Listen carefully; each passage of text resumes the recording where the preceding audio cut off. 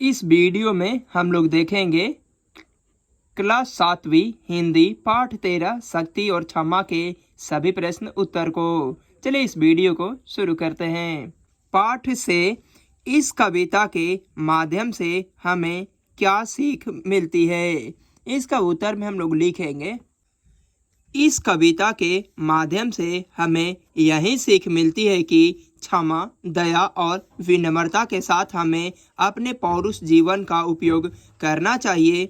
शक्तिहीन मनुष्य को क्षमा, दया, विनम्रता शोभा नहीं देता है, अर्थात शक्तिमान व्यक्ति को ही क्षमा, दया और विनम्रता शोभता है। क्वेश्चन नंबर 2, वे कौन सी परिस्थितियां थी जिन्होंने राम को धनुष उठाने पर वादे किया? इसका उत्तर में हम लोग लिखेंगे, राम को अपनी सेना के साथ लंका जाना था। पहले तो श्री राम ने समुद्र के सम्मुख विनम्रता का भाव दर्शाए, लेकिन समुद्र उनके विनम्रता पर ध्यान नहीं दिया। तब राम जी ने विवश होकर धनुष उठाने के लिए तत्पर हुए। क्वेश्चन नंबर 3, निम्नलिखित पंक्तियों का अर्थ स्पष्ट कीजिए। क्षमा शोभती उस भुजंग को जिसके पास गरल हो, उसको क्या जो दंतहीन विषहीन विनीत सरल हो। इसका अर्थ में हम लोग लिखेंगे, कवि कहते हैं कि क्षमा उस सर्प को शोभा देता है जिसमें विष होता है, उसको शोभा नहीं देता है जो दंतहीन बिना दांत वाला, विष रहित जिसमें विष न हो। अर्थात कवि यह संदेश देना चाहते हैं कि जो पहले से ही दुर्बल है उसे क्षमा शोभा नहीं देता है।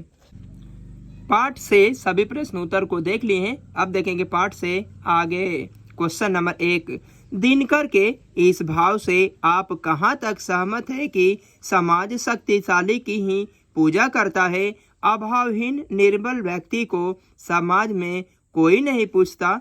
इन पर आप अपना विचार स्पष्ट कीजिए।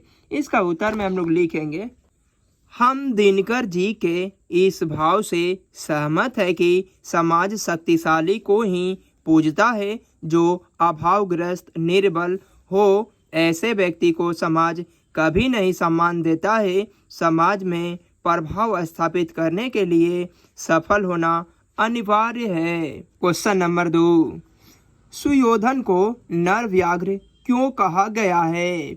इसका उत्तर में हम लोग लिखेंगे, सुयोधन को नर व्याघ्र इसीलिए कहा गया है क्योंकि उसने मनुष्य होकर भी पशुओं के जैसा व्यवहार किया। उसने सारी मानवता को भुला दिया और पशु के समान हिंसक हो उठा, इसीलिए उसे नर व्याघ्र कहा गया है। इस प्रकार पाठ से आगे भी सभी प्रश्न उत्तर को देख लिए। अब देखेंगे व्याकरण के क्वेश्चन को। क्वेश्चन नंबर 1, निम्नलिखित शब्दों के पर्यायवाची शब्द लिखिए। भुजंग, भुजंग का अर्थ होता है सर्प या सांप। रघुपति, रघुपति का अर्थ होता है राम या रघुनाथ। सिंधु का अर्थ होता है सागर या समुद्र। सर का अर्थ होता है वाड़ या तीर। कायर का अर्थ होता है डरपोक या कमजोर। विष का अर्थ होता है जहर, माहुर या कालकूट। इस प्रकार हम लोगों ने इस वीडियो में पाठ 13 के शक्ति और क्षमा के सभी प्रश्न उत्तर को देख लिए हैं। मिलते हैं नेक्स्ट वीडियो में।